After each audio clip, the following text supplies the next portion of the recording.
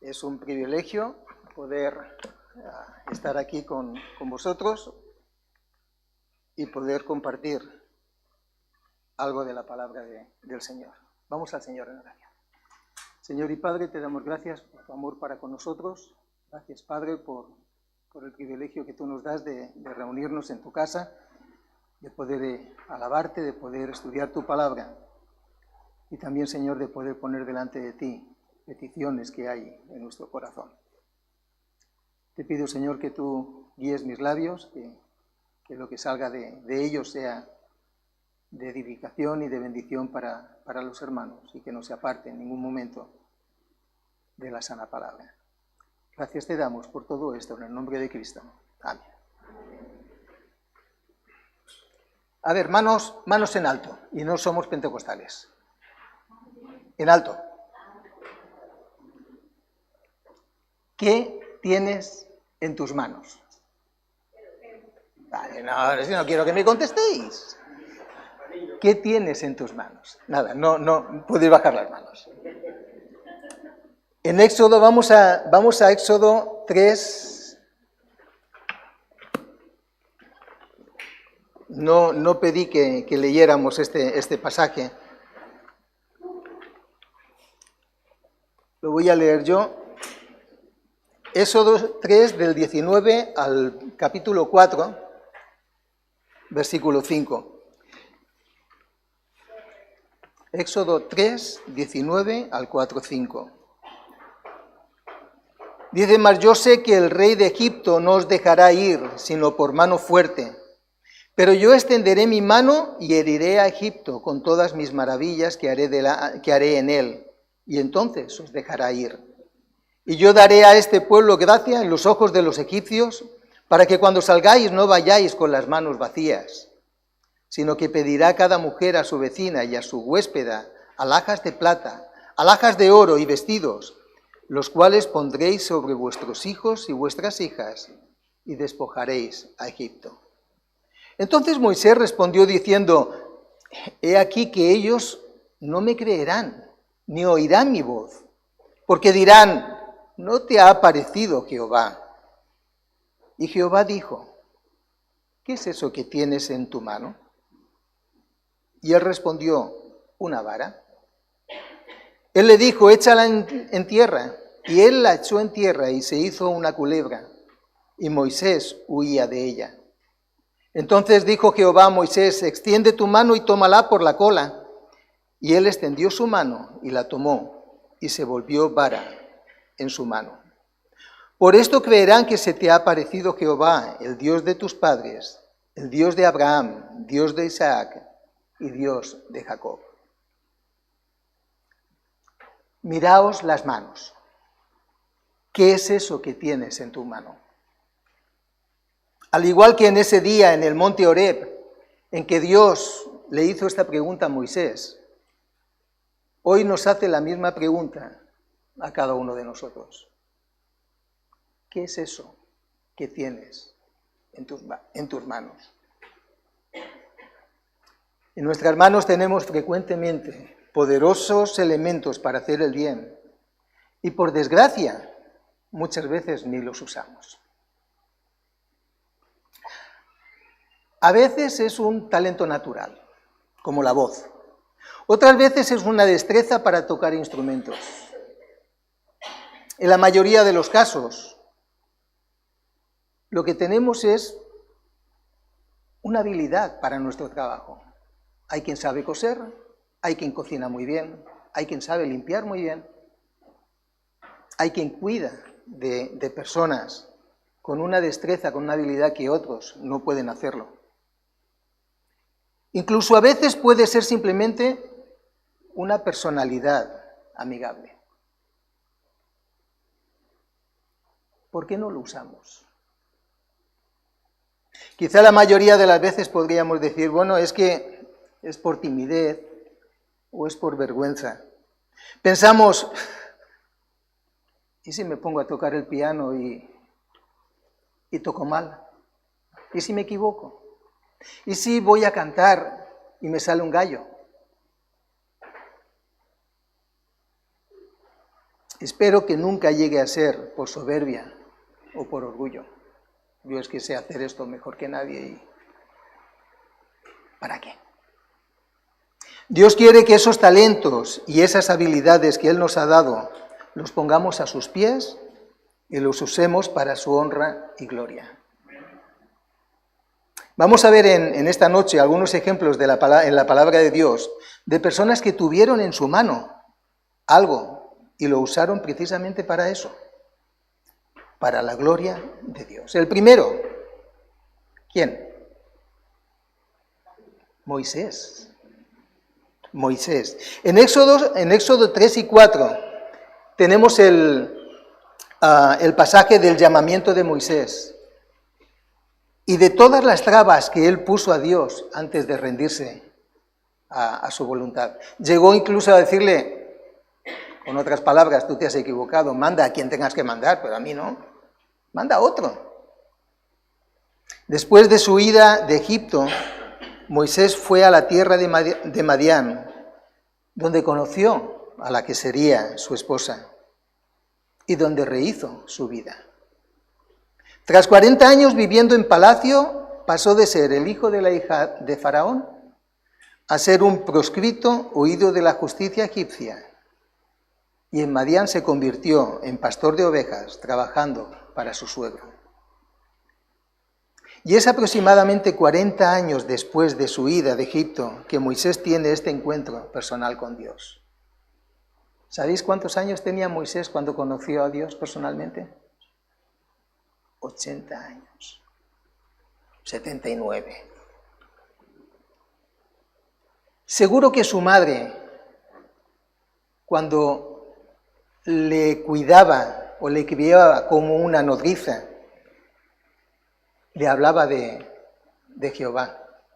Seguro que le hablaba de él sin poder decirle, Él es tu Dios, porque tú eres como nosotros, tú eres hebreo. Pero él seguro que tuvo que conocer, tener conocimiento acerca de Dios. Luego pasó toda su juventud, toda su adolescencia, empapándose de dioses que no son Dios. Él conocía muy bien la cultura egipcia. Estaba destinado a ser posiblemente heredero al trono. Y es cuando tiene 80 años, cuando él tiene un encuentro personal con el Dios verdadero. Todo pastor que se precie debe tener su uniforme de pastor, ¿vale? No los pastores evangélicos. Bueno, hay algunos pastores evangélicos que llevan alzacuello y tal, bueno, pero no es el caso. Y sus útiles de pastor. Y entre esos útiles está la vara de pastor. Una vara tan útil a veces para apoyarse en ella cuando estaba cansado, como para dar un ligero toque a alguna oveja un tanto descarriada. Esa era la vara que tenía Moisés en su mano cuando Jehová lo llamó en esa tierra de Madián, con el propósito de rescatar de la esclavitud a su pueblo. ¿Pero qué tenía de especial esa vara? Simplemente era una vulgar vara de pastor. Mediría aproximadamente entre 1 y 2 metros. Posiblemente sería la enésima vara que Moisés utilizaba en sus cerca de 40 años, pastoreando ovejas en el exilio. Pues, en primer lugar, esa vara se tornó en culebra. En Éxodo 4:3 hemos leído, Él le dijo, échala en tierra. Y él la echó en tierra y se hizo una culebra y Moisés huía de ella. Seguro que Moisés, a lo largo de su vida en Egipto, había visto muchas culebras, muchas serpientes, muchas cobras. Y seguro que en su estancia en Madián, en el desierto, también habría tenido oportunidad de ver muchas de estas. Y sin embargo Moisés se asustó al ver la culebra. Esta culebra no era un mero efecto óptico, no era un truco de magia, era real. Dios a través de Moisés iba a realizar una serie de milagros ante la mirada de Faraón, y esta iba a ser la primera señal que realizaría. En segundo lugar, ¿qué tenía de especial esa vara? Pues que se volvió vara otra vez. Éxodo 4:4. Entonces dijo Jehová a Moisés: extiende tu mano y tómala por la cola. Y él extendió su mano y la tomó, y se volvió vara en su mano. Pero cuidado, ¿no hemos dicho que Moisés huía de ella? Moisés tenía miedo de esa culebra que había ahí. Y Dios le dice: Moisés, cógela por la cola. ¿Lo harías? Él lo hizo. Él confió en la palabra de Dios y cogió la culebra. El milagro no consistía solamente en convertir la vara en culebra, sino también en devolverla a su naturaleza original. En tercer lugar, era una señal de que había sido llamado por Dios. Versículo 5 dice: por esto creerán que se te ha aparecido Jehová, el Dios de tus padres, el Dios de Abraham, Dios de Isaac y Dios de Jacob. Moisés conocía al pueblo de Israel, era uno de ellos, sabía cómo ellos pensaban. Y temía que con solo presentarse ante ellos y decir: a ver, Jehová me ha hablado, lo iban a mirar así. A ver, ¿qué has tomado? ¿Dónde has estado, Moisés? No le iban a creer. Dios tuvo que darle señales para confirmar así su elección. Y por último, esa vara devoró las culebras de los encantadores. En Éxodo 7, 11 y 12 leemos: entonces ya una vez se presenta a Moisés y Aarón ante Faraón. Entonces llamó también Faraón sabios y hechiceros, e hicieron también lo mismo los hechiceros de Egipto con sus encantamientos, pues echó cada uno su vara, las cuales se volvieron culebras. Mas la vara de Aarón devoró las varas de ellos. A pesar de que los hechiceros de Faraón pudieron, con sus encantamientos, realizar prodigios similares a los que Moisés realizó, el Dios de Moisés era infinitamente mayor que los dioses egipcios, y esto quedó en evidencia al devorar la culebra de Moisés a las culebras de los hechiceros. Una simple vara de pastor, que puesta al servicio de Dios mostró ante el personaje más poderoso de la tierra que había alguien, en mayúscula, por encima de él. No estoy seguro si cuando se habla en estos pasajes de Éxodo de la vara de Moisés, la vara de Dios y la vara de Aarón son la misma vara. Quiero pensar que sí. Pero en todos los casos, Dios actuó con ella. Con esa misma vara mostraron Aarón y Moisés a Faraón diversas señales: la plaga de la sangre, la plaga de las ranas, la de los piojos, la del granizo, la de las langostas. Fue la misma vara que Dios usó para abrir el Mar Rojo. Fue la vara con la que golpeó la peña de la que brotó agua para el pueblo en Horeb. La que levantó Moisés durante la batalla contra Amalec. Incluso con la que golpeó 2 veces la roca para que saliera agua, esa vez que se enfadó con el pueblo, en vez de hablarle a la roca como le había dicho Dios. Y esto me hace pensar en una cosa. A veces eso que tenemos en nuestras manos, ese talento, esa habilidad, ese don que Dios nos ha dado y que Él quiere que sea para su gloria, para su alabanza, que sea de bendición para nosotros y para los que nos rodean, puede llegar a ser un problema. Una piedra de tropiezo y al final ser de maldición para muchos. El segundo ejemplo, David. ¿Sabéis lo que tuvo David?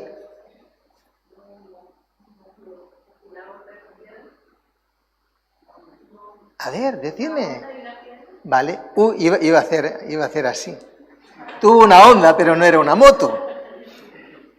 En 1 de Samuel 17 tenemos la historia de David y Goliat. El pueblo de Israel había pedido a Jehová un rey como los demás pueblos de alrededor suyo. El Señor les había prevenido de las consecuencias de esa decisión, pero el pueblo de Israel era cabezota como ellos solos y desechó la voluntad de Dios, y el Señor les concedió lo que pedían. Dios eligió a Saúl como el primer rey sobre Israel, y su tarea debía ser, como había dicho el pueblo, nuestro rey nos gobernará y saldrá delante de nosotros y hará nuestras guerras. Y al principio del reinado fue así. Parece ser que Saúl cumplió con su cometido, pero parece ser que el carácter de Saúl no era como necesitaba su pueblo, ni como quería su Dios que fuese. Saúl pecó, desobedeciendo a Dios, de modo que como consecuencia Saúl es desechado por Jehová como rey, y Dios pide a Samuel que unja a otra persona. Una vez ungido David como rey y todavía siendo Saúl, todavía reinando Saúl, el pueblo de Israel se encuentra en guerra con los filisteos, y estos tenían un paladín, un guerrero que atemorizaba al ejército de Israel. David no puede soportar ver la cobardía de su pueblo ni la soberbia de Goliat, y decide presentarse voluntario para pelear contra el filisteo. David veía a ese gigante delante de él, pero sabía y confiaba en quien tenía detrás suyo. Uno infinitamente más grande que ese gigantón, que Goliat, y del que estaba seguro que le daría la victoria. Con la confianza puesta en su Dios, David hace lo que estaba acostumbrado a hacer en su vida diaria. Escogió las mejores piedras del lecho del río, las puso en su zurrón y se dirigió a su destino. En este pasaje vemos, primero, la armadura del mismo rey Saúl no le sentaba bien a David. 1 Samuel 17, 38 y 39 dice: y Saúl vistió a David con sus ropas y puso sobre su cabeza un casco de bronce y le armó la coraza. Y ceñó David su espada sobre sus vestidos y probó a andar, porque nunca había hecho la prueba. Y dijo David a Saúl: yo no puedo andar con esto, porque nunca lo practiqué. Y David echó de sí aquellas cosas. Después de recibir el permiso para pelear contra Goliat, el mismo rey Saúl le ofrece su armadura. Seguro que sería la mejor que habría en todo el campamento de Israel, la armadura real. Pero no era lo que necesitaba David. Dios quería enseñar a su pueblo una gran lección, y lo hizo por medio de ese joven. Una persona sin preparación militar y sin la protección que una buena armadura puede proporcionar, pero con la fe y la confianza puesta en aquel que ya antes le había librado de las garras del león y de las garras del oso. Debía ser gracioso ver a David vestido con las ropas de Saúl. Le sobraría ropa por todos lados, porque la Biblia nos dice que el rey era bastante alto. Debió ser tan incómodo para él llevar puesto el casco, la coraza, la espada, que decidió echarlo fuera de sí y utilizar las armas con las que estaba acostumbrado a pelear en su campo de batalla habitual.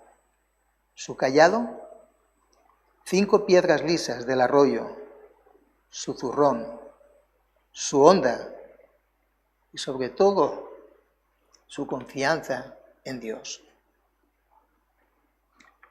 En segundo lugar, vemos que David destruyó al gigante Goliat Continuamos leyendo en 1 Samuel 17, del 48 al 51. Aconteció que cuando el filisteo se levantó y echó a andar para ir al encuentro de David, David se dio prisa, corrió a la línea de batalla contra el filisteo. Y metiendo David su mano en la bolsa, tomó de allí una piedra y la tiró con la honda. E hirió al filisteo en la frente. Y la piedra quedó clavada en la frente y cayó sobre su rostro en tierra. Así venció David al filisteo con honda y piedra. E hirió al filisteo y lo mató sin tener David espada en su mano.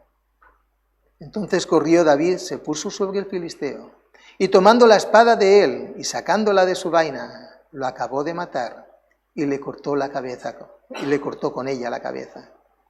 Y cuando los filisteos vieron a su paladín muerto, huyeron. Fue una gran victoria para el pueblo de Israel, pero fue una victoria que Dios les concedió porque David usó aquello que tenía en su mano para la honra y gloria de Dios. Tengo muchos ejemplos. ¿Hasta aquí ahora tenemos tiempo?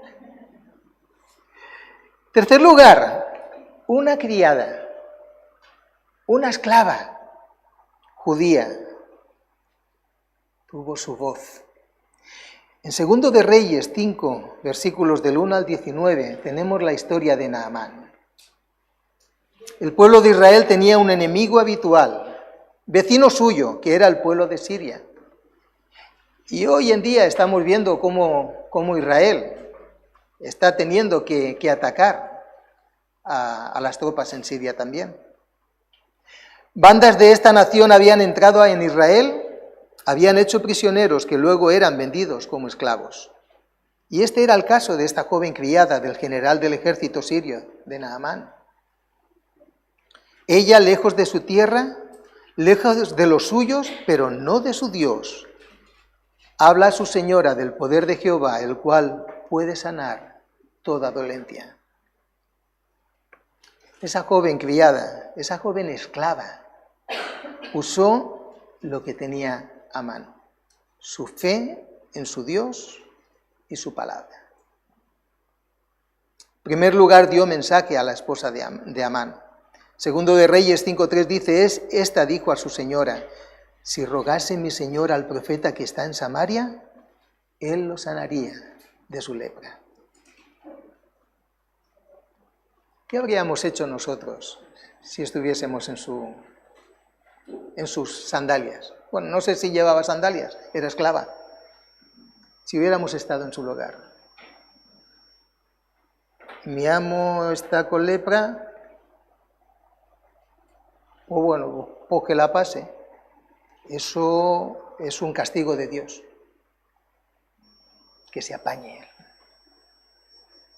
Seguramente habría sido nuestro pensar. O somos buenos y ese es el pensar del mundo. Lejos de guardar rencor hacia las personas que la tenían como esclava, ella vio la necesidad que tenían sus amos y les habló del poder de su Dios. Acudió a Eliseo, sabía en quién tenían que confiar, en Jehová, y a quién tenían que acudir en un momento de necesidad, al profeta que estaba en Samaria. En tercer lugar, vemos que Naamán fue sanado de su lepra. 2 de Reyes 5:14 nos dice, y su carne se volvió como la carne de un niño, y quedó limpio. A pesar de sentirse Naamán ofendido, que de hecho se ofendió. O sea, él pensaba, bueno, el profeta va a salir a recibirme con toda pompa y se va a postrar delante. El profeta le dice al criado, dile que haga esto, que yo estoy ocupado. Y este se ofende, que soy el general del ejército de Siria. Se sintió ofendido y menospreciado por el profeta por no salir a recibirle. Y este le pidió simplemente que se lavase en el río Jordán. Pero no había ríos más importantes y mejores en Siria que allí en Israel. Pero sus sirvientes le convencieron de que hiciese lo que el profeta le pidió. Y fue sanado. Y en cuarto lugar, no solo fue sanado, sino que Naamán se convirtió a la fe en el Dios verdadero. Segundo de Reyes 5:15 dice, y volvió al varón de Dios, él y toda su compañía, y se puso delante de él y dijo, he aquí ahora conozco que no hay Dios en toda la tierra, sino en Israel. Y el versículo 17 dice, entonces Naamán dijo, te ruego pues, ¿de esta tierra no se dará a tu siervo la carga de un par de mulas? Porque de aquí en adelante tu siervo no sacrificará holocausto, ni ofrecerá sacrificio a otros dioses, sino a Jehová. En el antiguo cercano oriente se creía que un Dios solo podía ser adorado sobre la tierra de la nación a la que pertenecía. O sea, tú no podías adorar a Dios en Roma, a Jehová en Roma. A Jehová se le adoraba en Israel. Tú no podías irte a Grecia para adorar a Dios. Tú no podías irte a Siria, a Damasco, para adorar a Dios. Eso es como ellos pensaban. Y así de esta misma manera que es con Jehová, pues sería pensando en los demás dioses que no son dioses. Por ello, Naamán quería una carga de tierra israelita sobre la que ofrecer holocausto y sacrificios a Jehová cuando regresaran a Damasco. Naamán quería tener un trocito de Israel en su casa, donde tendría su altar para poder adorar a Jehová. Esta petición confirmó el gran cambio sufrido por Naamán. En tanto que antes había menospreciado el río de Israel, ahora quería llevarse una carga de tierra a Damasco. El testimonio de aquella pequeña esclava ante sus amos dio como resultado no solo la sanidad de Naamán, sino también la conversión a la verdadera fe de este extranjero.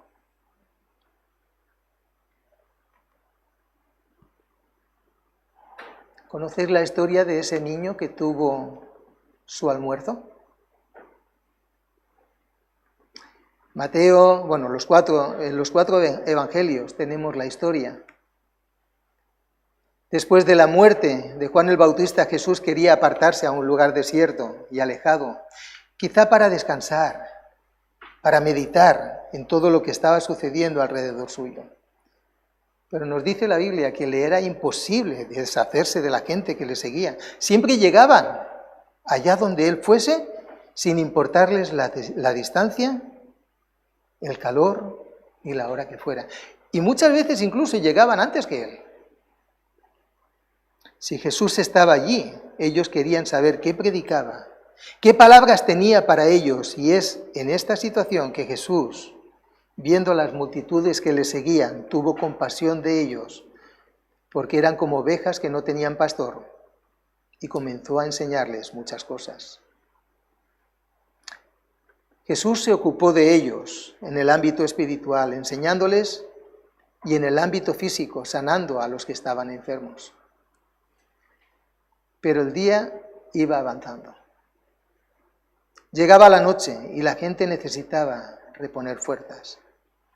Y es en ese momento en que Jesús, no sin antes probar la fe de sus discípulos, obra el milagro y con lo poco que un joven llevaba, 5 panes y 2 peces, dio de comer al menos a 5.000 personas. Nos dice Juan 6:44, y los que comieron eran 5.000 hombres. O sea que había niños y había mujeres también allí. No sabemos con seguridad si lo que llevaba el joven era su almuerzo para ese día.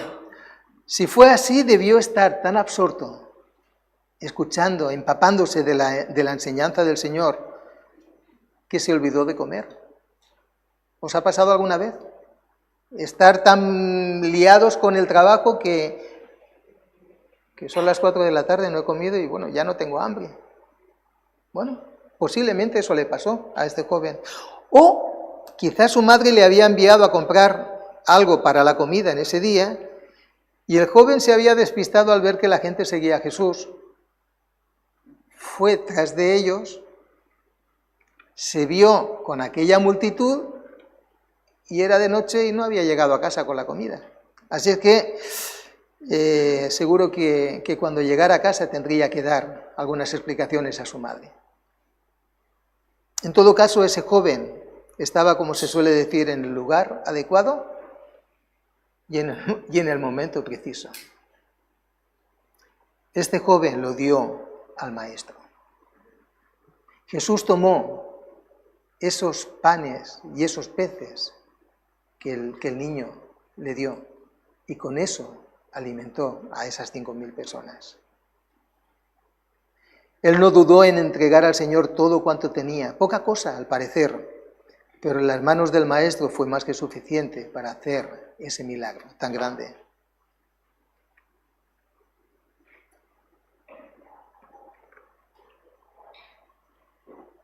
Una viuda, nos contaba Jesús, tuvo 2 blancas. En Marcos y en Lucas se nos relata el episodio que tuvo lugar en el templo, delante del arca de las ofrendas. El pueblo se acercaba a depositar sus ofrendas y al parecer todos daban al Señor, según sus posibilidades. Unos entregaban más, otros entregaban menos. Pero el Señor estaba atento no a cuánto ponían. Él estaba atento al corazón con el que cada uno de ellos daba a Dios. Esta viuda dio más que todos. Marcos 12, 41 al 44 dice, estando Jesús sentado delante del arca de la ofrenda, miraba cómo el pueblo echaba dinero en el arca, y muchos ricos echaban mucho. Y vino una viuda pobre y echó 2 blancas, o sea, un cuadrante. Entonces, llamando a sus discípulos, les dijo, de cierto os digo que esta viuda pobre echó más que todos los que han echado en el arca, porque todos han echado de lo que les sobra, pero esta de su pobreza echó todo lo que tenía, todo su sustento. Mientras la mayoría de personas daban a Dios de lo que les sobraba.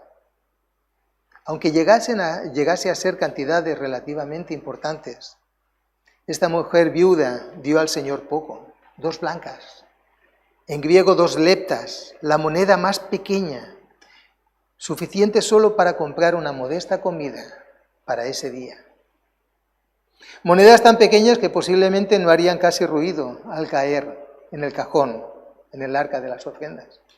Nadie se enteraría de cuánto había echado. Pero aún sirve de inspiración para dar a Dios. Aún hoy en día se recuerda el acto de esta pobre viuda que entregó al Señor todo cuanto tenía sin pararse a pensar en lo que ella necesitaba. Y hay más ejemplos. Dorcas.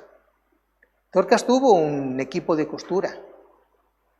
No tenía máquina de coser Singer, pero ella cosía túnicas para entregar a los pobres y a las viudas. La viuda de Sarepta tenía un puñado de harina y un poquito de aceite y iba a ser la última comida que tuviera ella y su hijo antes de morir. Y va el profeta y le dice, no, dame agua. Le da agua, ahora dame algo de comer. ¿Solo tengo esto? Tú dámelo. Y se lo dio. Hizo caso a lo que Dios pedía. Pedro y Juan tuvieron el poder de Dios en sus manos. En todos estos casos vemos que eran fieles en lo poco. Cumplían con su deber. No estaban ociosos. Moisés cuidando el rebaño. David, después de cumplir con sus tareas de pastoreo, obedeciendo el mandato de su padre para llevar comida a sus hermanos en el campamento de Israel. La joven esclava criada, cumpliendo sus deberes en la casa de Naamán. El joven escuchando atentamente las enseñanzas del Señor. La viuda en el templo entregando a Dios de su pobreza todo cuanto tenía. Dorcas haciendo vestidos para las viudas. la viuda de Sarepta recogiendo leña para hacer su última comida, Pedro y Juan yendo al templo a orar y a testificar de su fe en el Señor. Vemos a Moisés con su vara, a David con su honda, la criada con su testimonio en Jehová, el joven con su pequeño almuerzo, la viuda del templo con sus 2 blancas, Dorcas con su equipo de costura, la viuda de Sarepta con su poquito aceite y su puñado de harina, Pedro y Juan sin dinero, pero con el poder de Dios en sus vidas. Todos estos son ejemplos sacados de la palabra de Dios en los que vemos que nuestro Dios puede hacer grandes cosas con muy poco, si le son entregadas a Él. Dios no exige grandes esfuerzos de sus hijos. No demanda grandes obras de nosotros, solo quiere fe y fidelidad. Quiere que tengamos fe en Él y que le seamos fieles, y Él se encargará del resto. Hermanos, debemos reconocer que todo lo que tenemos proviene de Él, que no tenemos nada por nuestros propios méritos, sea talentos, habilidades, bienes, y es nuestro deber y responsabilidad ponerlos y entregarlos en sus manos. Y tenemos la promesa de que serán de gran bendición. Por insignificante que te sientas, Dios puede multiplicar todo lo que le entregas a Él. Y ahora piensa, ¿qué tienes tú? ¿Qué es eso que tienes en tus manos? ¿Pastor?